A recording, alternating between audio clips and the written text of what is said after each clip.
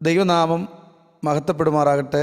പിന്നിട്ട വഴികൾ എന്ന പ്രോഗ്രാമിലേക്ക് ഏവർക്കും സ്വാഗതം. 2 തീമോത്തിയോസ്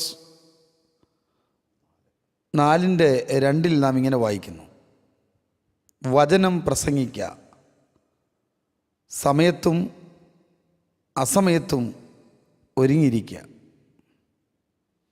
സുവിശേഷകൻ്റെ പ്രവൃത്തിയുമായി ലോകം മുഴുവൻ ദൈവവചനം ഐശ്വര്യമായി പ്രഘോഷിക്കുന്ന അനുഗ്രഹീത കർത്തുദാസനാണ് pastor K Joy.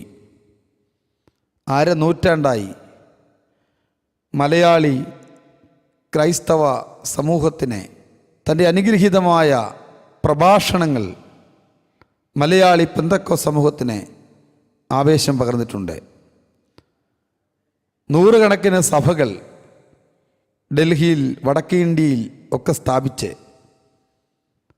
Delhi സ്റ്റേറ്റിൻ്റെ Indian Pentecost ദൈവസഭയുടെ പ്രസിഡൻ്റായി സേവനമനുഷ്ഠിച്ച ഈ അനുഗ്രഹീത കർത്തുദാസൻ ധാരാളം പുസ്തകങ്ങൾ, 40-ൽ പരം പുസ്തകങ്ങൾ ക്രൈസ്തവ കൈരളിക്ക് സമ്മാനിച്ച അത്യപൂർവ അനുഗ്രഹീത കർത്തുദാസനാണ്. അദ്ദേഹത്തിൻ്റെ ജീവിതാനുഭവങ്ങൾ നമുക്ക് പ്രാർത്ഥനാപൂർവം ശ്രവിക്കാം. ഏകദേശം 1/2 നൂറ്റാണ്ടായി സുവിശേഷ പ്രഭാഷണ രംഗത്തെ ശ്രദ്ധേയനായ കർത്താവിൻ്റെ ദാസൻ എങ്ങനെയാണ് പ്രസംഗ ശുശ്രൂഷയിലേക്കും സുവിശേഷീകരണ പ്രവർത്തനങ്ങളിലേക്കും പ്രവേശിക്കാനുണ്ടായ ദൈവിക ഇടപെടൽ എന്തായിരുന്നു?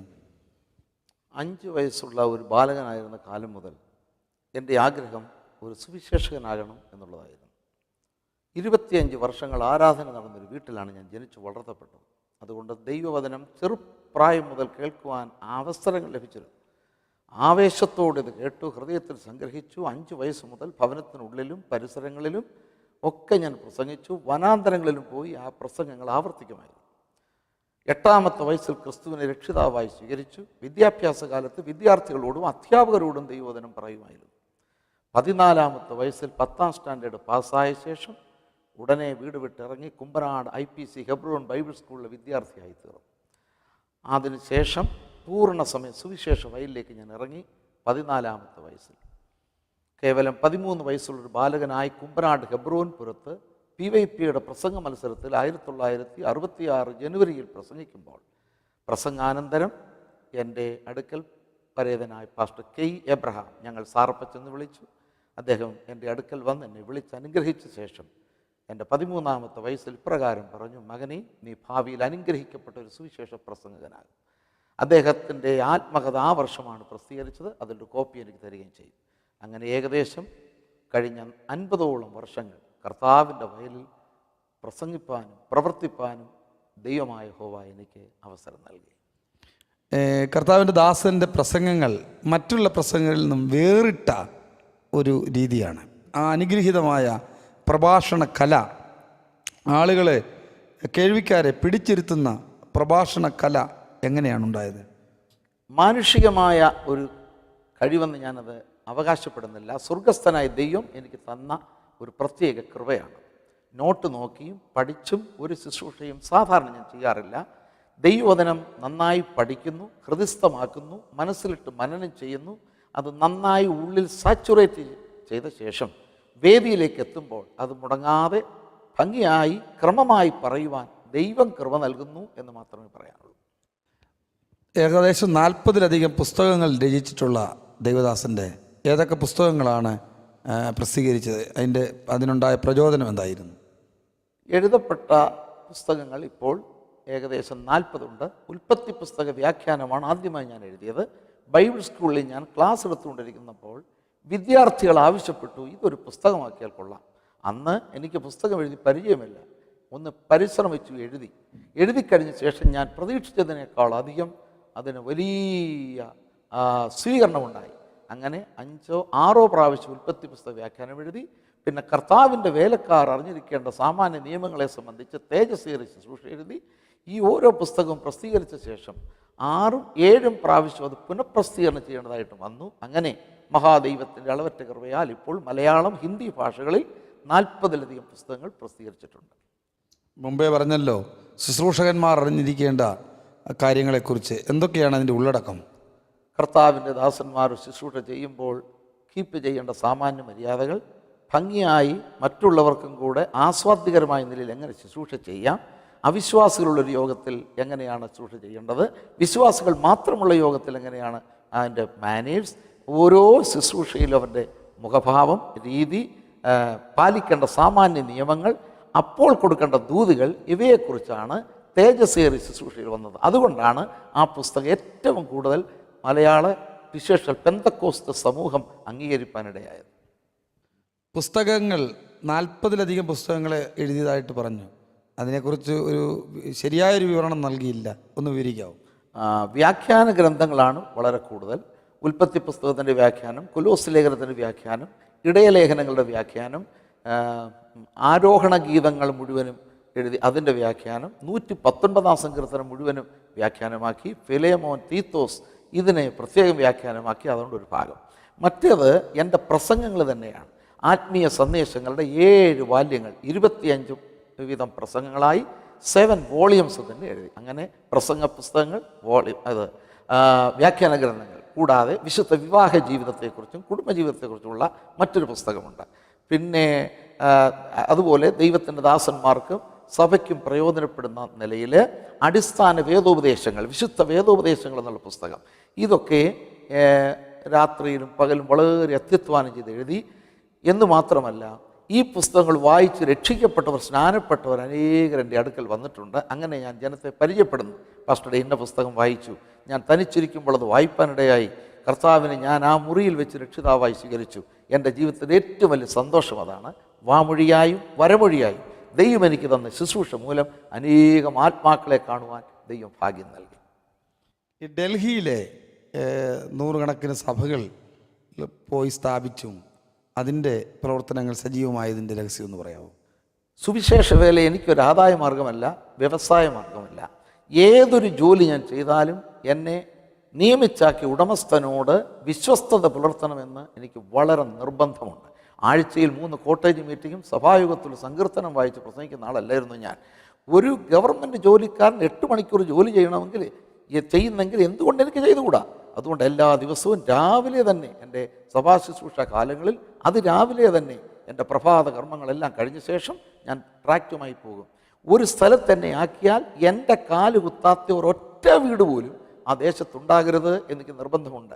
അങ്ങനെ രാവും പകലും അധ്വാനിച്ച് ആത്മാക്കളെ നേടിയില്ല എങ്കിൽ ഞാൻ കവിണ്ണ് വീണ് നെഞ്ചത്തടിച്ച് കരയുമായിരുന്നു, നിലവിളിക്കുമായിരുന്നു, എൻ്റെ ദൈവമേ, ഒന്നുകിൽ എൻ്റെ പ്രാണനെ എടുത്തുകൊള്ളണം, അല്ലെ എനിക്ക് ആത്മാക്കളെ തരണം. ആ വീക്ഷണത്തിൽ പോയതുകൊണ്ട് കഴിഞ്ഞ ഞാൻ ആയിരുന്ന സ്ഥാനങ്ങളിലെല്ലാം ആത്മാക്കൾ വരുവാനും സഭ വർദ്ധിക്കുവാനും അനേക സഭകൾ സ്ഥാപിക്കാൻ ഇടയായത് ദൈവകൃപയും കഠിനാധ്വാനവും എൻ്റെ കണ്ണുനീരും.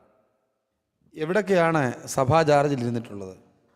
16 വയസ്സുള്ള ഒരു ബാലകനായി ആദ്യത്തെ സഭാ ചാർജ് ഞാൻ എടുക്കുന്നത് ഹരിയാന സ്റ്റേറ്റിൽ അംബാലയിലാണ്. അംബാലയിൽ നിന്ന് ജമുന കോളേജ് എന്ന സ്ഥലത്തേക്ക് വന്നു.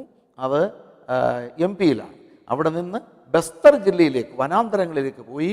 അതും മധ്യപ്രദേശ് തന്നെയാണ്. ഇപ്പോൾ അത് ഒരു ഛത്തീസ്ഗഡ് ഡിസ്ട്രിക്റ്റാണ്. അവിടെ നിന്ന് ആസാമിൽ ഗോഹട്ടിയിലേക്ക് പോയി. ഇതെല്ലാം കുറേശ്ശെ കാലങ്ങളായിരുന്നെങ്കിലും ബറോഡയിലാണ് 8 വർഷം ശുശ്രൂഷിച്ചത്. 10-12 വിശ്വാസികളെ കൊണ്ട് ആരംഭിച്ച സഭ 100 അംഗങ്ങളുള്ളൊരു സഭയായി.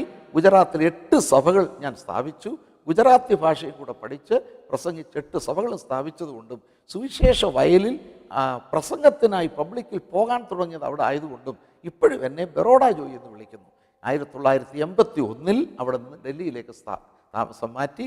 പിന്നീട് മറ്റു മേഖലകളും ചുമതലകളും വന്നതുകൊണ്ട് സഭാ ശുശ്രൂഷ ഇപ്പോൾ അവസാനിപ്പിച്ചിട്ട് പൊതു ശുശ്രൂഷയാണ് ഇപ്പോൾ ചെയ്തത്.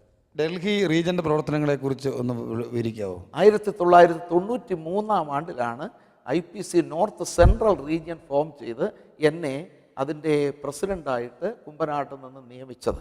അന്ന് മുതൽ ഏതാണ്ട് ഇപ്പോൾ 25ഓളം വർഷങ്ങൾ, അഥവാ 22 വർഷങ്ങൾ അതിൻ്റെ പൊതു ചുമതല. പിന്നീട് അത് ഡൽഹി സ്റ്റേറ്റായി. ആ ഡൽഹി സ്റ്റേറ്റ് ഇപ്പോൾ ഏകദേശം 105 ശുശ്രൂഷകന്മാർ ഉണ്ട്, വേലസ്ഥലങ്ങൾ, പിന്നെ ധാരാളം ഔട്ട് സ്റ്റേഷൻസ് ഉണ്ട്. അതിൻ്റെ പൊതു ചുമതലയാണ് ഞാൻ വഹിച്ചു വന്നത്. ഇപ്പോൾ അതിൻ്റെ രക്ഷാധികാരിയായിട്ടാണ് പ്രവർത്തിക്കുന്നത്. ലോകത്തിൻ്റെ ഏതൊക്കെ രാജ്യങ്ങളിൽ ജോയിച്ചായൻ ദൈവത്തിൻ്റെ വചനവുമായി കടന്നു പോയിട്ടുണ്ട്. മഹാദൈവത്തിൻ്റെ അളവറ്റ കൃപ കൊണ്ട് 14 രാജ്യങ്ങളിൽ സുവിശേഷവുമായി പോകാൻ ദൈവം ഇടയാക്കിയിട്ടുണ്ട്. ഗൾഫ് രാജ്യങ്ങൾ മിക്കയിടങ്ങളിലും, പിന്നെ America, Canada, New Zealand, Ireland, Singapore, Australia തുടങ്ങിയുള്ള രാജ്യങ്ങളിൽ 14 രാജ്യങ്ങളിൽ സുവിശേഷവുമായി പല പ്രാവശ്യം പോകുവാനും അനേക ജാതികളുടെയും ഭാഷക്കാരുടെയും സുവിശേഷം അറിയിക്കാനും ദൈവം എനിക്ക് കൃപ ചെയ്തു. ഈ യാത്രകളിലും ശുശ്രൂഷകളിലും ദൈവം ചെയ്ത മറക്കാനാവാത്ത 1-2 അത്ഭുതങ്ങളൊന്ന് വിവരിക്കാമോ? എനിക്ക് വളരെ ഭരണച്ചുമതല ഉള്ളതുകൊണ്ട് സാമ്പത്തികമായിട്ടുള്ള ആവശ്യങ്ങൾ വളരെയാണ്. അപ്പോൾ അങ്ങനെ ഇരിക്കും ഒരു വിദേശ യാത്ര ചെയ്താൽ കൊള്ളാം എന്ന് ഇങ്ങനെ ആഗ്രഹിച്ച് പ്രാർത്ഥിക്കും. പല പ്രാവശ്യം ഒരാളെ വിളിക്കുവാണെങ്കിൽ എന്തെങ്കിലും ഒരു അസൗകര്യം ഉണ്ടെങ്കിൽ ഞാൻ ഉടനെ ആ ഫോൺ താത്തു വയ്ക്കും. അത്ഭുതമെന്ന് പറയട്ടെ, 3 മിനിറ്റിനകം അതേ സ്ഥലത്ത് തന്നെ തിരിച്ചു വിളിക്കും. അദ്ദേഹം അറിഞ്ഞിട്ട് പോലുമില്ല ഞാൻ അങ്ങോട്ട് വിളിച്ചെന്ന്. അത് വളരെ വിവരിക്കേണ്ട സംഭവമാണ്. അങ്ങനെ ഞാൻ ആഗ്രഹിച്ച സ്ഥലത്ത് തന്നെ പോകാനും ഉദ്ദേശിച്ച നിലയിലുള്ള സാമ്പത്തിക നന്മ ലഭിച്ച് എൻ്റെ കൂട്ടുവേലക്കാർക്ക് വിതരണം ചെയ്യുവാനും ദൈവം എന്നെ ബലപ്പെടുത്തിയ അത്ഭുതങ്ങൾ വളരെയാണ്. അങ്ങനെ ദൈവ നിയോഗപ്രകാരം പോകാനും സുവിശേഷം അറിയിപ്പാനും ദൈവം എനിക്ക് സഹായിച്ചു. ഈ സമീപകാലത്തെ ചില മാധ്യമങ്ങൾ പ്രിയപ്പെട്ട ദൈവത്തിൻ്റെ ദാസനെ ചുമ്മാതെ വേട്ടയാടിയല്ലോ, അതേക്കുറിച്ച് എന്താണ് പറയാനുള്ളത്? മാധ്യമ പ്രവർത്തനങ്ങളിൽ വളരെ അധികം ദൈവിക അനുഗ്രഹമുണ്ടെന്ന് ഞാൻ വിശ്വസിക്കുന്നു. ഗുഡ് ന്യൂസ് പോലെയുള്ള എത്രയോ മാസികകൾ, വാരികകൾ ആയിരങ്ങൾക്ക് അത് അനുഗ്രഹമായി തീർന്നു.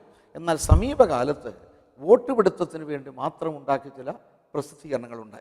ദൈവദാസന്മാരെ കരുതേക്കുക, വോട്ട് പിടിക്കുക, പ്രൊമോഷണൽ മീറ്റിംഗ് നടത്തുക. അവരിൽ പലരും പല അധികാരമോഹികളുടെ ഔദ്യോഗിക വക്താക്കളായി പ്രവർത്തിക്കുകയാണ്. അപ്പോൾ ഞാൻ ഇതിനെതിരായി പ്രസംഗിക്കുന്ന ഒരാളാണ്. ആത്മാക്കളെ നേടൂ, സുവിശേഷം അറിയിക്കൂ, എൻ്റെ രക്തം മുഴുവനും അതാണ്. അധികാരമോഹത്തിൻ്റെ അംശം പോലും എൻ്റെ അകത്തില്ല. അതുകൊണ്ട് ഇന്ന് കാണുന്ന വോട്ട് പിടുത്തം, പണപ്പിരിവ്, പ്രൊമോഷണൽ മീറ്റിംഗ്, പാനലുകൾ ഇവയ്ക്ക് ദൈവവചനത്തിൽ ആധാരമില്ലാത്തതിനാൽ വളരെ ശക്തമായി ഞാൻ എതിരായിട്ട് പ്രസംഗിക്കുന്നു. അപ്പോൾ ഈ മാധ്യമക്കാർക്ക് ഇത് വളരെ കോപമുണ്ടാക്കുന്നു, ദേഷ്യം വരുന്നു, അവരുടെ ആ ലാഭത്തിൻ്റെ ആശ പോയിപ്പോകുന്നു. അതുകൊണ്ടാണ് ഏതാനും ചില മാധ്യമങ്ങൾ വളരെ ശക്തമായി എൻ്റെ ശുശ്രൂഷയെ ഇല്ലാതെയാക്കുവാൻ അഹോരാത്രം പരിശ്രമിക്കുന്നു. മാധ്യമപ്രവർത്തകർ വിചാരിച്ചാൽ നമ്മുടെ ശുശ്രൂഷ ഇല്ലാതാക്കാൻ ഒക്കത്തില്ലല്ലോ. ഒരു കാരണത്താലും ഒക്കെയില്ല. സ്വർഗസ്ഥനായ ദൈവം എന്നെ വിളിച്ചതും അഭിഷേകം ചെയ്തതും എനിക്കറിയാവുന്നതുകൊണ്ടും എൻ്റെ കൺവിക്ഷൻ ദൈവവചന പ്രകാരമാണെന്ന് അറിയാവുന്നതുകൊണ്ടും ആരൊക്കെ ശ്രമിച്ചാലും എൻ്റെ ദൈവം ജീവിക്കുന്നിടത്തോളം കാലം എൻ്റെ ശുശ്രൂഷ ഇല്ലാതാക്കാൻ അവർക്ക് കഴിയുകയില്ല. അവർ ലജ്ജിക്കും. ശുശ്രൂഷയിൽ ഞാൻ ദൈവകൃപയാൽ പുരോഗമിക്കുന്നു. ഈ മാധ്യമപ്രവർത്തകർ ജോയിച്ചാനെ വിഷമിപ്പിച്ചപ്പോൾ വേദനയും പ്രയാസമൊക്കെ ഉണ്ടായോ, അതോ അതിന് പ്രാർത്ഥനയിൽ സമയം ചെലവഴിച്ചോ? യാതൊരു കാര്യത്തിനും പ്രതികാരം ചെയ്യുക എന്നുള്ളത് എൻ്റെ സ്വഭാവമല്ല. ഈ കഴിഞ്ഞ 50ഓളം വർഷങ്ങൾ സുവിശേഷവയിൽ വളരെ ശക്തമായ പോരാട്ടം വ്യക്തികളിൽ നിന്നും മാധ്യമങ്ങളിൽ നിന്നും വന്നിട്ടുള്ള സമയത്തൊന്നും ഞാൻ അവർക്കെതിരായി പോരാടുകയോ അവരെ ഉപദ്രവിക്കുകയോ ഭീഷണിപ്പെടുത്തുകയോ ഒന്നും ചെയ്യാതെ രാത്രിയുടെ യാമങ്ങളിൽ മുഴങ്കാലിൽ മേലിരുന്ന് ദൈവത്തോട് അവർക്ക് വേണ്ടി പ്രാർത്ഥിക്കും, കണ്ണുനീരൊഴുക്കും. സത്യമറിയാവുന്നൊരു ദൈവം സ്വർഗത്തിലുണ്ട്. ആ ദൈവം തക്ക സമയത്ത് എൻ്റെ നീതിയെ പ്രഭാതം പോലെ പ്രകാശിപ്പിക്കുന്നു. ഇപ്പോഴും അതിശക്തമായ പോരാട്ടങ്ങളുടെ നടുവിലും അവരോട് പ്രതികാരം ചെയ്യാതെ ഞാൻ ദൈവത്തോട് മാത്രം സംസാരിക്കുന്നു. ദൈവം അവർക്ക് വേണ്ടതായ ഫലം കൊടുക്കുന്നു. അതിൻ്റെ പ്രതികാരം ദൈവം ചെയ്യട്ടെ. അതാണ് എൻ്റെ തീരുമാനം. നിശ്ചയമായും വളരെ വേദനയുള്ള സന്ദർഭങ്ങൾ എനിക്കുണ്ടായിട്ടുണ്ട്. സത്യസന്ധമായ പ്രചരണങ്ങൾ തെറ്റില്ലല്ലോ, പക്ഷെങ്കിൽ വ്യാജ പ്രചരണങ്ങളാണോ ജോയിച്ചാനെ വിഷമിപ്പിച്ചത്? ബലഹീനത എന്ന് പറയുന്നത് മനുഷ്യ സഹജമാണ്. ഏതു മനുഷ്യനായിരുന്നാൽ കൂടെയും വാക്കിലോ പ്രവൃത്തിയിലോ തൻ്റെ പ്രസംഗത്തിലോ എവിടെയെങ്കിലും പാകപ്പിഴകൾ ഉണ്ടായെന്ന് വരും. അത് അറിവുള്ളവർ എനിക്ക് ഓർമ്മപ്പെടുത്തിയാൽ സന്തോഷത്തോടെ ഞാൻ സ്വീകരിക്കും. ഞാൻ തന്നെ ഒരു ശുശ്രൂഷ കഴിഞ്ഞ ശേഷം റീതിങ്ക് ചെയ്യുമ്പോൾ ആ പദം നന്നായിരുന്നില്ല, അല്ലെങ്കിൽ ആ ശുശ്രൂഷ സന്ദർഭോചിതമായിരുന്നില്ല എന്ന് തോന്നി ഞാൻ തന്നെ തിരുത്തും. നല്ല കാര്യങ്ങൾക്ക് എന്നെ ഗുണദോഷിക്കുന്ന ആളുകളോട് എല്ലാ കാലത്തും എനിക്ക് കടപ്പാടുണ്ട്. പക്ഷെ വ്യാജപ്രചരണങ്ങൾ നടത്തി നട്ടാൽ കുരുക്കാത്ത കള്ളങ്ങൾ എഴുതി മനഃപൂർവ്വമായി എന്നെ തേജോവധം ചെയ്യുന്നതാ. എന്നെ മാത്രമല്ല, എന്നെപ്പോലെയുള്ള നിരപരാധികളായ ഒട്ടേറെ ദൈവദാസന്മാരെ തേജോവധം ചെയ്യുന്ന അനാത്മീയരായ ആളുകളുടെ പ്രവർത്തനങ്ങൾക്ക് ദൈവം ശിക്ഷ നൽകുമെന്ന് ഞാൻ വിശ്വസിക്കുന്നു. ഞാൻ അവർക്ക് പ്രതികാരം ചെയ്യാറില്ല, ദൈവം തന്നെ ചെയ്തോളൂ. ജോയിച്ചാനെ അധികാരമോഹം, അധികാരത്തിൽ അള്ളിപ്പിടിച്ചിരിക്കാൻ ശ്രമിക്കുന്നു എന്നൊക്കെ പറയുന്നതിനകത്ത് എന്തെങ്കിലും യാഥാർത്ഥ്യമുണ്ടോ? യാതൊരു യാഥാർത്ഥ്യമില്ല. എൻ്റെ ശുശ്രൂഷയുടെ, എൻ്റെ ജീവിതത്തിൻ്റെ വോട്ട് പിടുത്തോ വല്ലതും നടത്തിയിട്ടുണ്ടോ? ഇന്നേ ദിവസം വരെ ഒരൊറ്റ വോട്ട് പോലും ഞാൻ പിടിച്ചിട്ടില്ല. ഇപ്പോൾ 50ഓളം വർഷങ്ങൾ സുവിശേഷ വയലിലായി. എനിക്ക് ദൈവവചന കരങ്ങളിലെടുത്ത് ലോകത്തെ വെല്ലുവിളിച്ച് ചോദിപ്പാൻ കഴിയും. എന്താണ്? ഇന്നേ ദിവസം വരെ ഒറ്റ വോട്ടും ചോദിക്കാത്തൊരു മനുഷ്യൻ, ഒരു പാനലും ഉണ്ടാക്കാത്ത മനുഷ്യൻ, ഒറ്റ പ്രൊമോഷൻ മീറ്റിംഗ് പോലും നടത്താത്ത മനുഷ്യൻ, ഒരു സ്ഥലത്തും അധികാരത്തിന് വേണ്ടി അപ്പക്കഷ്ണത്തിന് വേണ്ടി കടുപിടി കൂട്ടാത്ത മനുഷ്യൻ. ആരെങ്കിലും ഒരു വ്യക്തി അതിന് ആ ആഗ്രഹത്തോട് വരുമ്പോൾ അങ്ങോട്ട് കൊടുക്കും. പക്ഷേ ഈ 25-ൽ പരം വർഷങ്ങൾ വിവിധ നിലകൾ ഞാൻ നേതൃത്വത്തിലാണ്. മറ്റൊരാളെതിരായി എനിക്കിവർ വന്നിട്ടില്ല. ഈ സമയത്താണെങ്കിൽ ഞാൻ സ്വമനസാലെയാണ് ഇപ്പോൾ അത് പരിത്യജിച്ച് കർത്താവിൻ്റെ വേലയിൽ വചന ശുശ്രൂഷയിലും പ്രാർത്ഥനയിലും ഉറ്റിരിപ്പാൻ തീരുമാനിച്ചത്. അധികാരമോഹം അശേഷം എനിക്കില്ല. ഇത്തരം മാധ്യമ പ്രവർത്തനങ്ങളോട് പറയാനുള്ളൊരു ഒരു ഉപദേശം ഒന്ന് പറയാമോ? ഈ കാര്യം മാധ്യമപ്രവർത്തകർ 2-3 വർഷം കൊണ്ട് ഉപദ്രവിക്കാൻ തുടങ്ങിയപ്പോൾ തന്നെ ആത്മീയ പോരാട്ടവും അനുഭവങ്ങളെന്നൊരു പുസ്തകം ഞാൻ എഴുതി. അതിൻ്റെ അനേക കോപ്പികൾ, ആയിരക്കണക്കിന് കോപ്പികൾ വിതരണം ചെയ്തപ്പോൾ പ്രവർത്തകർ അനുവർത്തിക്കേണ്ട സാമാന്യ നിയമങ്ങൾ എന്താണെന്ന് അതിൻ്റെ ലാസ്റ്റ് പേജിൽ എൻ്റെ ആത്മീയ പോരാട്ടവും അനുഭവങ്ങളെന്ന പുസ്തകത്തിൽ 100ാമത്തെ പേജ് മുതൽ എഴുതിയിട്ടുണ്ട്. നിങ്ങൾ ഒരാളെ വിമർശിക്കുമ്പോൾ പ്രത്യേകാൽ സത്യസന്ധമായിരിക്കണം. വ്യാജവർത്തമാനം പരത്തരുത്, അഭ്യൂഹങ്ങൾ പരത്തരുത്. വിമർശിക്കപ്പെടുന്ന ആളുകളോട്, ആ ആളിനോട് വ്യക്തിപരമായി സംസാരിച്ചിരിക്കണം, അയാളുടെ എതിരാളിയോട് സംസാരിക്കണം. ഇത് കണ്ട് നന്നായി മനസ്സിലാക്കിയ ശേഷം മാത്രമേ എഴുതാവൂ. മനുഷ്യൻ പറയുന്ന നിസാര വാക്കിന് പോലും കണക്ക് കൊടുക്കണമെങ്കിൽ അച്ചടിച്ച് പ്രസിദ്ധീകരിച്ച് നിരപരാധികളെ തേജോവധം ചെയ്യുന്ന മാധ്യമപ്രവർത്തകരെ ദൈവം വെറുതെ വിടുമോ? സ്വർഗസ്ഥനായ ദൈവം അവരുടെ ന്യായവിധിയുടെ വാൾ അവരുടെ മേൽ നീട്ടും. അതുകൊണ്ട് എഴുതുന്ന വാർത്തകൾ നന്നായി മനസ്സിലാക്കി സത്യസന്ധമായി സഭ്യമായ ഭാഷയിൽ മാത്രമേ എഴുതാവൂ. അല്ലെങ്കിൽ ദൈവസന്നിധിയിൽ ശിക്ഷാർഹമാണെന്നാണ് എനിക്ക് മാധ്യമപ്രവർത്തകരോട് പറയാനുള്ള നിർദ്ദേശം. ഈ വ്യവഹാരത്തെ പറ്റി ഈ ബൈബിൾ എന്തെങ്കിലും പറയുന്നുണ്ടോ? 1. 2, ഏതെങ്കിലും കാര്യങ്ങൾക്ക് ആർക്കെങ്കിലും എതിരെ ചോദിച്ചാൽ കേസ് കൊടുത്തിട്ടുണ്ടോ? വ്യവഹാരത്തെക്കുറിച്ച് ദൈവത്തിൻ്റെ വചനം എന്ത് പറയുന്നു അതാണ് ഞാൻ വിശ്വസിക്കുന്നത്. ശ്രേഷ്ഠ അപ്പോസ്തലനായ പൗലോസ് 1 കൊരിന്ത്യർ 6-ാം അധ്യായത്തിൻ്റെ 1 മുതൽ 3 വരെയുള്ള വാക്യങ്ങൾ വ്യക്തമായി പറയുന്നു. ദൈവമക്കളുടെ ഇടയിലുള്ള പ്രശ്നങ്ങൾ ദൈവമക്കൾ തന്നെ തീർക്കണം. അതിനുവേണ്ടി ലോക കോടതികളെ സമീപിച്ചുകൂടാ. അവിശ്വാസികളുടെ ഇടയിൽ വ്യവഹാരത്തിന് പോയിക്കൂടാ. 122-ാം സങ്കീർത്തനത്തിൽ ദാവീദ് പാടി, യഹോവയുടെ ആലയത്തിലേക്ക് നമുക്ക് പോകാമെന്ന് പറഞ്ഞപ്പോൾ ഞാൻ സന്തോഷിച്ചു. അവിടെ ന്യായാസനങ്ങൾ, ദാവീദ് ഗൃഹത്തിൻ്റെ ന്യായാസനങ്ങൾ തന്നെ ഇരിക്കുന്നു. ദൈവമക്കളുടെ പ്രശ്നം ദൈവാലയത്തിൽ ദൈവജനത്തിന് നടുവിലാണ് തീർക്കേണ്ടത്. അത് ഞാൻ വിശ്വസിക്കുന്നു. ശക്തമായി ഞാൻ അതിനെക്കുറിച്ച് പഠിപ്പിക്കുന്നു. നമ്മുടെ കർത്താവ് ദോഷത്തിന് ദോഷം ചെയ്തില്ല, ന്യായമായി വിധിക്കുന്നവൻ്റെ പക്കൽ കാര്യം ഫലമേൽപ്പിച്ചു. അതുകൊണ്ട് തൊട്ടതിനെല്ലാം കോർട്ടും കേസും കച്ചേരിയും പോകുന്ന ഒരു ദൈവദാസനോ വിശ്വാസിയോ സത്യവിശ്വാസിയല്ല. പിശാചിൻ്റെ ആയുധപ്പുരയിലാണ് അവർ പ്രവർത്തിക്കുന്നത്. നിശേഷം ഞാനിത് എതിർക്കുന്നു. എൻ്റെക്ക് വിരോധമായി എത്രയോ ശക്തിയേറിയ പോരാട്ടങ്ങൾ ഉണ്ടായിട്ടും അതേ അനേക ആയിരങ്ങൾ എഴുന്നേറ്റുള്ള സന്ദർഭങ്ങളിലും ദൈവകൃപയാൽ ഇന്നേ വരെ ഒരു ഒറ്റ കോടതിയിൽ പോകാനോ ഒരു വക്കീലിനെ സമീപിക്കുവാനോ എനിക്കിടയായിട്ടില്ല. മരിക്കുന്നത് വരെ ഈ കാര്യത്തിൻ്റെ ആദർശത്തിൽ ഞാൻ നിലനിൽക്കുന്നതായിരിക്കും.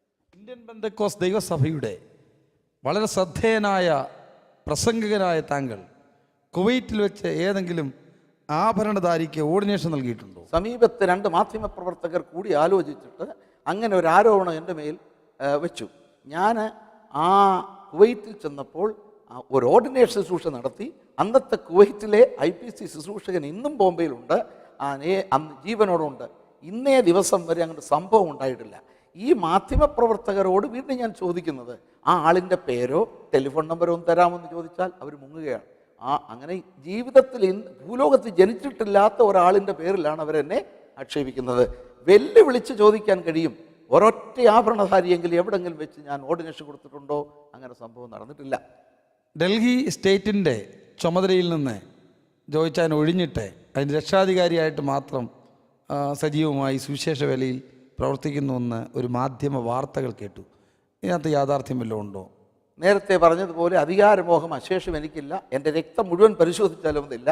പക്ഷേ ഞാൻ ഉൾപ്പെട്ട് നിൽക്കുന്ന സമൂഹത്തിന് നേതൃത്വത്തിൽ നിന്ന് എന്നെ അതിനുവേണ്ടി നിയോഗിച്ചത് കൊണ്ടും ഞാൻ നേതൃത്വം കൊടുക്കുന്ന സഭാജനങ്ങൾ എന്നെ ഐകകണ്ഠേന നിയമിച്ചത് കൊണ്ടും ഞാനത് ഏറ്റെന്ന് മാത്രമേ ഉള്ളൂ. എന്നാൽ 21 വർഷത്തെ അധികാരത്തിൽ ഇരുന്ന ശേഷം ഞാൻ തന്നെ സ്വയം ഒരു മാതൃക കാണിച്ചു കൊടുക്കുകയായിരുന്നു.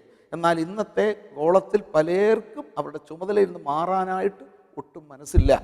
ആ ബിഷപ്പുമാർ, തിരുമേനിമാർ കസേരയിൽ അള്ളിപ്പിടിച്ചിരുന്ന് മരിക്കുന്നത് പോലെ, ആ കസേരയിൽ ഇരുന്നു കൊണ്ട് തന്നെ അവരെ അടക്കുന്നത് പോലെ ആ പെന്തക്കോസ്തിലെ ചില നേതാക്കന്മാർ ഇത്രയും ആവേശം കാണിക്കുമ്പോൾ എനിക്ക് വളരെ സങ്കടം തോന്നാറുണ്ട്. അതുകൊണ്ട് നല്ല സുബോധവും നല്ല പ്രാഗൽഭ്യമുള്ളപ്പോൾ തന്നെ സ്വമനസാലെ ഒഴിഞ്ഞു മാറി മറ്റുള്ളവർക്കത് അധികാരം കൈമാറി പ്രാർത്ഥനയിലും വചനശുശ്രൂഷയിലും ഉറ്റിരിക്കാൻ തീരുമാനിച്ചത് കൊണ്ടാണ് ആരുടെയും പ്രേരണ കൂടാതെ ഈ കഴിഞ്ഞ ആഴ്ചയിൽ തന്നെ ഞാൻ ഈ അധികാരം മാറി ഇപ്പോൾ ഒരു രക്ഷാധികാരിയെ പ്രവർത്തിച്ചു. ശരിക്കും പറഞ്ഞാൽ ഇത്രയും രാജ്യങ്ങൾ സന്ദർശിച്ചിട്ടുള്ള ജോയിച്ചാൻ കോടികൾ സമ്പാദിച്ച് കാണും, അങ്ങനെയാണ് മാധ്യമങ്ങളൊക്കെ പറയുന്നത്.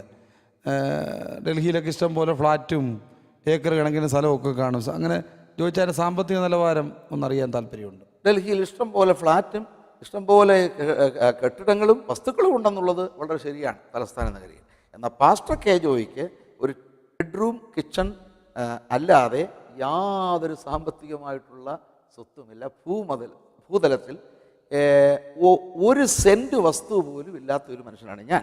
50 വർഷങ്ങൾ കർത്താവിൻ്റെ പേരിൽ അധ്വാനിച്ച് ഞാൻ പ്രവർത്തിച്ച് സാമ്പത്തികമായിട്ട് ഉയരാൻ ആഗ്രഹിച്ചിരുന്നെങ്കിൽ കോടികൾ സമ്പാദിക്കാമായിരുന്നു, 10 ഫ്ലാറ്റുകൾ ഉണ്ടാക്കാമായിരുന്നു. പക്ഷേ ന്യൂഡൽഹിയിൽ മയൂർ വിഹാർ ഫേസ് 2-ൽ ഒരു 2 ബെഡ്റൂം കിച്ചൺ അല്ലാതെ ഈ ലോകത്തിൽ ഒരു സെൻറ്റ് വസ്തുവിലും ഇല്ലാത്ത ഒരു മനുഷ്യനാണ് ഞാൻ.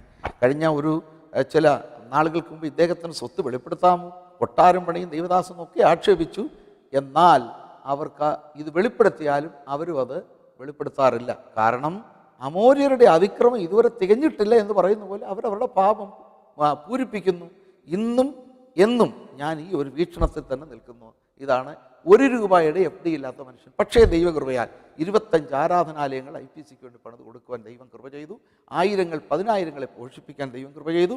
എൻ്റെ സ്വത്ത് ഇത് അല്ലാതെ വേറൊന്നുമില്ല. കുമ്പനാട് കൺവെൻഷനെ കഴിഞ്ഞ പ്രാവശ്യം ഒരു പ്രസംഗം നടത്തി. കള്ളന് കഞ്ഞി വെക്കുന്നവർ എന്നൊരു പ്രസംഗത്തിൽ ഒരു ഭാഗം ഉദ്ധരിച്ചു. അതേക്കുറിച്ച് എന്താണ് ജോയിച്ചാൻ പറയാനുള്ളത്? അഹോരാത്രം സുവിശേഷ വേലക്കാർ സുവിശേഷ വയലിൽ അധ്വാനിക്കണമെന്നും വിശ്വാസികളുടെ വീട് മാത്രം സന്ദർശിച്ച് ചായയും കോഫിയും കുടിക്കുന്നവരായിരിക്കരുതെന്നും അത് സുവിശേഷത്തിൻ്റെ ലൈൻ സുവിശേഷകർ അവരുടെ ദൗത്യത്തിൽ നിന്ന് മടിയന്മാരും അലസന്മാരുമായിരിക്കരുതെന്നും വളരെ വ്യക്തമായി ഞാൻ പ്രസംഗിക്കുകയായിരുന്നു. അതെൻ്റെ വീക്ഷണമാണ്. ആ വീക്ഷണത്തെക്കുറിച്ച് ശക്തമായി പ്രസംഗിച്ചു വന്നപ്പോൾ ഉദാസീനത കാണിക്കുന്ന ഒട്ടേറെ വേലക്കാരെ കൊണ്ട് എൻ്റെ വേദന നിമിത്തം ഞാൻ പറഞ്ഞു, അവരുടെ ഭാര്യമാർക്കൂടെ കടപ്പാടുണ്ട് അവരെ ഗുണദോഷിക്കുവാൻ. അതുകൊണ്ട് സുവിശേഷ വയലിൽ അധ്വാനിക്കുന്ന ശുശ്രൂഷകന്മാരുടെ ഭാര്യമാരെ എഴുന്നേൽപ്പിച്ച് നിർത്തി ഞാനൊരു ഗുണദോഷം ചെയ്തു. പ്രിയപ്പെട്ട സഹോദരിമാരെ, നിങ്ങളുടെ ഭർത്താക്കന്മാർ വിശ്വാസികൾ വീട് മാത്രം സന്ദർശിച്ച് അലസരായിരിക്കുമ്പോൾ നിങ്ങൾ അവരെ ഉത്തേജിപ്പിക്കണം. അച്ചായ, നമുക്ക് ഈ വിശ്വാസികളുടെ വീട് മാത്രമല്ലല്ലോ, അവിശ്വാസികളുടെ വീട്ടിലൂടെ നമുക്ക് പോകാം, 10 ട്രാക്റ്റുകൾ കൊടുക്കാം, മറ്റ് അവിശ്വാസികളെ സുവിശേഷത്തിലേക്ക് നയിക്കാം, വിശ്വാസത്തിലേക്ക് നയിക്കാമെന്ന് പറയണം സഹോദരി. ഇതിനും കൂടെയല്ലേ നിന്നെ കർത്താവിൻ്റെ വേലക്കാരനുമായി വിവാഹം കഴിപ്പിച്ചിരിക്കുന്നത് എന്ന് പറഞ്ഞപ്പോൾ ഒരു മലയാളത്തിലെ ശൈലിയാണ്, അല്ലാതെ കള്ളന് കഞ്ഞിവെക്കാനല്ല. ആ ഒരു പദത്തെ പർവ്വതീകരിച്ചാണ് എൻ്റെ മുഖത്തവർ കരുതേച്ചത്. ഞാൻ ആരെയും കള്ളന്മാരെന്ന് വിളിച്ചില്ല. ഈ ഒരു മലയാള ശൈലി ഞാൻ ഉപയോഗിച്ചു പോയി. പക്ഷേ അത് എനിക്ക് തന്നെ തോന്നി അല്പം അപാകതയാണ്. പിന്നെ ഞാൻ ഇതുവരെ അത് ഉപയോഗിച്ചിട്ടുമില്ല. അത് സംഘാടകരോട് ഞാൻ അതിന് സോറിയും പറഞ്ഞു. എന്നാൽ മാധ്യമ പ്രവർത്തകർ എൻ്റെ ഈ പ്രസ്താവനയെ 100% വികലമാക്കി ചിത്രീകരിച്ചു. ജോയിച്ചാൻ, ഈ ശുശ്രൂഷകന്മാരുടെ ഭാര്യമാർ അനുഷ്ഠിക്കേണ്ട ശ്രദ്ധിക്കേണ്ട ചില കാര്യങ്ങൾ പൊതുവായിട്ടൊന്ന് പറയാമോ? ദൈവം മനുഷ്യന് തക്ക തുണയെന്നുള്ള നിലയിലാണ് ഭാര്യയെ കൊടുത്തിരിക്കുന്നത്. സുവിശേഷകൻ്റെ ഭാര്യ ആ സുവിശേഷ പ്രവർത്തനത്തിന് വേണ്ടി ആ സുവിശേഷകനെ ഉത്തേജിപ്പിക്കേണ്ടതാണ്. പ്രാർത്ഥനയിലോ വചന ശുശ്രൂഷയിലോ അവർ മടിയന്മാരായി തീരുമ്പോഴും സുവിശേഷ വയലിൽ അവർ ഉദാസീനത കാണിക്കുമ്പോഴും അവരെ പ്രോത്സാഹിപ്പിക്കണം, പിന്നണിയിൽ നിന്ന് അവരെ സഹായിക്കണം. ഞാൻ മുമ്പേ പറഞ്ഞതുപോലെ സുവിശേഷം അറിയിപ്പാൻ പ്രോത്സാഹിപ്പിച്ചിട്ട് വേലയിൽ അവരെ കൈപിടിച്ച് നടത്തുവാൻ പിന്നണിയിൽ നിന്ന് എല്ലാവിധ സഹകരണം കാണിക്കണം. അതാണ് യഥാർത്ഥത്തിൽ സുവിശേഷകൻ്റെ ഭാര്യയുടെ ദൗത്യം. ഏതെങ്കിലും സാമ്പത്തിക പരാധീനതയോ വിഷമയോ ഉണ്ടാകുമ്പോൾ അത് സാരമില്ലച്ച, നമുക്ക് ദൈവം തുണ നിൽക്കും എന്ന് പറഞ്ഞ് വേദനയുടെ നിമിഷങ്ങൾ വരെ ആശ്വസിപ്പിക്കുക. ഇതൊക്കെയാണ് സാധാരണ ഒരു സുവിശേഷകൻ്റെ ഭാര്യയിൽ നിന്ന് ദൈവവും പ്രതീക്ഷിക്കുന്നത്. പാസ്റ്റർ കെ ജോയിയുടെ കുടുംബത്തെക്കുറിച്ച് അറിയാൻ താല്പര്യമുണ്ട്. പരേതനായ പാസ്റ്റർ ടി ജി ഉമ്മൻ എന്ന പിതാവിൻ്റെ കൊച്ചുമകളായ സൂസമ്മ എന്ന സ്ത്രീയാണ് ഞാൻ വിവാഹം കഴിച്ചിരിക്കുന്നത്. സുവിശേഷ വേലയിൽ എനിക്ക് എല്ലാ കാലത്തും ഉത്തേജനവും പ്രചോദനമായി ഈ കഴിഞ്ഞ 41 വർഷങ്ങളായി നിൽക്കുന്നു. ദൈവം ഞങ്ങൾക്ക് 2 മക്കളെ തന്നിട്ടുണ്ട്. 2 പേരുടെ വിവാഹം കഴിഞ്ഞു. അവരും ദൈവകൃപയാൽ എൻ്റെ പ്രവർത്തനങ്ങൾക്ക് ഏറ്റവും വലിയ സപ്പോർട്ടാണ്. ലോകം മുഴുവൻ പ്രേക്ഷകർ ജോയിച്ചാൻ്റെ ശബ്ദം ശ്രവിച്ചുകൊണ്ടിരിക്കുകയാണ്. അവരോട് പറയാനുള്ള സന്ദേശം ഒന്ന് പങ്കിടാവും. നമ്മുടെ കർത്താവായ യേശു ക്രിസ്തുവിൻ്റെ 2ാമത്തെ വരവ് വളരെ അടുത്തിരിക്കുന്ന ഒരു സമയമാണിത്. അതുകൊണ്ട് എനിക്ക് പ്രേക്ഷകരോട് പറയാറുള്ളത്, സഭാ രാഷ്ട്രീയങ്ങളിൽ നിന്ന് പാടെ പരിത്യജിച്ചുകൊണ്ട് ഏത് സമയം കർത്താവ് വന്നാലും എപ്പോൾ നമ്മളെ വിളിച്ചാലും പോകുവാൻ തക്കവണ്ണം ഒരുക്കത്തോടുകൂടെ വേർപാടും വിശുദ്ധിയും പാലിച്ച് കർത്താവിൻ്റെ വരവിന് വേണ്ടി ഒരുക്കത്തോടെ ജീവിക്കണം. ഇതാണ് എനിക്ക് പറയാനുള്ള സന്ദേശം. കുമ്പനാട് കൺവെൻഷനെ കർത്തൃമേശ സമയത്ത് ആ 10,000-കണക്കിന് ജനക്കൂട്ടത്തിൽ ഇച്ചിരി വിമർശനാത്മകമായ രീതിയിൽ പ്രസംഗിച്ചു. ഇങ്ങനെ പോയാൽ അടുത്ത കുമ്പനാട് കൺവെൻഷന് പ്രസംഗിക്കാനുള്ള അവസരം ലഭിക്കുമോ? കഴിഞ്ഞ കുമ്പനാട് കൺവെൻഷൻ്റെ കർത്തൃമേശ പ്രസംഗം നേരത്തെ തീരുമാനിച്ച രീതിയിലല്ലായിരുന്നു തുടങ്ങിയതും അവസാനിപ്പിച്ചതും. അപ്പോൾ അല്പം സന്ദർഭോചിതമല്ലാത്ത വാക്കുകൾ പറഞ്ഞു പോയി. അതിലെനിക്കും ഖേദമുണ്ട്. ഒരു കാലത്ത് ഇനി ആ വിധത്തിലുള്ള പ്രസംഗം ഞാൻ ആവർത്തിക്കുന്നില്ല. പക്ഷേ കുമ്പനാട് കൺവെൻഷൻ ഇനി പ്രസംഗിക്കുവാൻ അവസരം കിട്ടുമോ ഇല്ലയോ എന്നുള്ളത് സംബന്ധിച്ച് എനിക്ക് അല്പം പോലും ഭാരമില്ല. ദൈവം എനിക്ക് ധാരാളം വേദികൾ ഒരുക്കിയിട്ടുണ്ട്. അത് കർത്താവാണ് എന്നെ വേലയ്ക്ക് വിളിച്ചവൻ വിശ്വസ്തൻ. ദൈവം അയക്കുന്ന ഏത് സ്ഥാനത്തും ഏത് സ്ഥലത്തും പോയി ഞാൻ പ്രസംഗം തുടരും. സ്നാപക യോഹന്നാനെ പോലെ മാനസാന്തരത്തിൻ്റെ സന്ദേശവുമായി സഭയ്ക്കകത്തും പുറത്തും ഒരുപോലെ ദൈവത്തിൻ്റെ ശബ്ദമായി ലോകം മുഴുവൻ മാനസാന്തരത്തിൻ്റെ ദൂത് പ്രസംഗിക്കുന്ന പാസ്റ്റർ കെ ജോയിയുടെ അനുഭവങ്ങൾ എത്രയോ ആവേശകരമാണ്. ഇത്തരം ദൈവിക അനുഭവങ്ങളുള്ള വ്യക്തികളായി ഈ സമൂഹത്തിൽ അനേകരെ ദൈവകൃപയിലേക്ക് നയിക്കാൻ ദൈവത്തിൻ്റെ പരിശുദ്ധാരൂപി നമ്മെ സഹായിക്കട്ടെ എന്നുള്ള പ്രാർത്ഥനയോടെ എപ്പിസോഡിന് ഇവിടെ വിരാമം കുറിക്കുന്ന. അടുത്ത ആഴ്ച വീണ്ടും ഇതേ സമയം നമുക്ക് ഒരുമിച്ച് കാണാം. അതുവരേക്കും ദൈവത്തിൻ്റെ സമാധാനം നിങ്ങളുടെ മേൽ വാഴുമാറാകട്ടെ.